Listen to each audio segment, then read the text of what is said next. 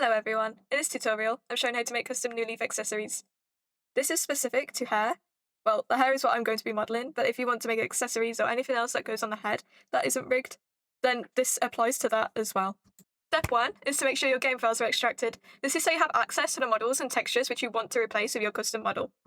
I won't be showing this step in particular because I don't have any knowledge on it, so if anyone struggles, I can't help in the comments, but I will link tutorials for it in the description so you can do it.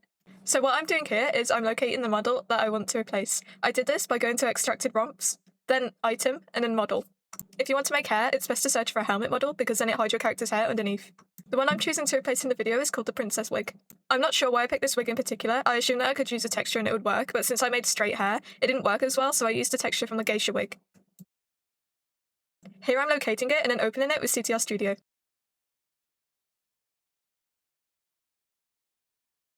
Once in CTR Studio, I export it as a GLB so then I can have the textures and the model to put into Blender.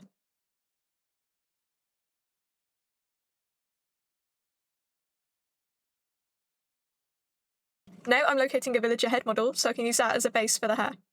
This helps me figure out the proportions and correctly position it. This will be in the player folder under head_MDL. We did the exact same that we did to the wig. We go into CTR Studio and export it as a GLTF.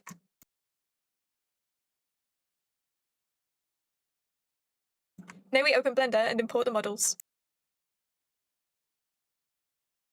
I will not be explaining the 3D modelling process because I'm not a professional, I just enjoy it, but I suggest you look at low poly hair tutorials and I can link a few in the description if needed.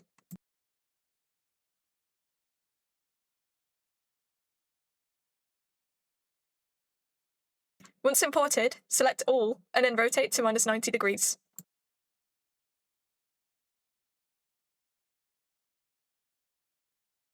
And now we hide the wig and get to work on the hair modelling. I personally like to use a subdivided cube so that I can get the general shape that I like before it gets decimated and triangulated. I think this way ensures maximum detail as well as texture placement.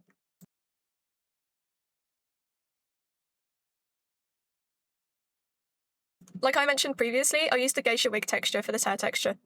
The important part is that you keep the original materials from the wig. We need to link this material to our new model so that it recognises it.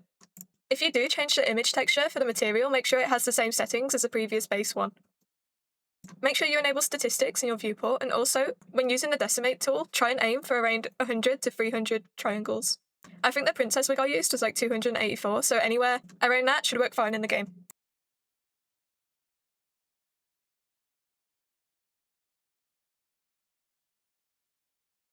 Make sure you delete all other models in the scene apart from your hair. You do not want your model to be part of an armature, so if it is, drag it out of the armature into the collection and then delete the armature.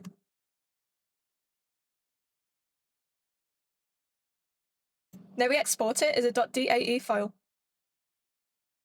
Now we go back to CTR Studio where the princess wig is loaded in and replace the princess wig model with your new model.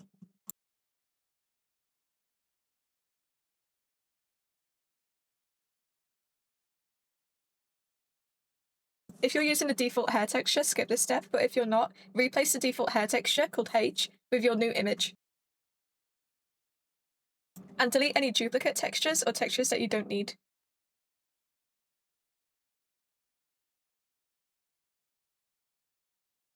As you can see on my screen, the texture is not aligned in the same way that it was on Blender.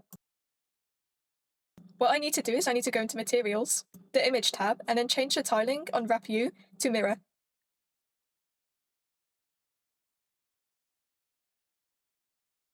My tiara texture was upside down, so I did a bit of scaling and messing around and it worked. So if you have any issues, don't be afraid to poke around and press buttons and find solutions for them.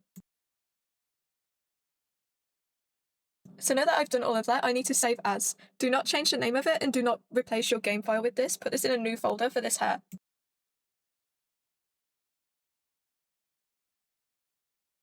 Now in this folder, we need to replicate the romps folder for the game. So what we need to do is we need to make romps, item, and model. Then we put the wig in model in item, and item in romps. Then you put this romps folder into your game. There will be a tutorial for this in the description.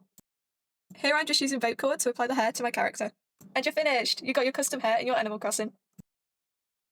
Thank you so much for watching this tutorial. If you have any issues, please comment and I will try my hardest to help you out.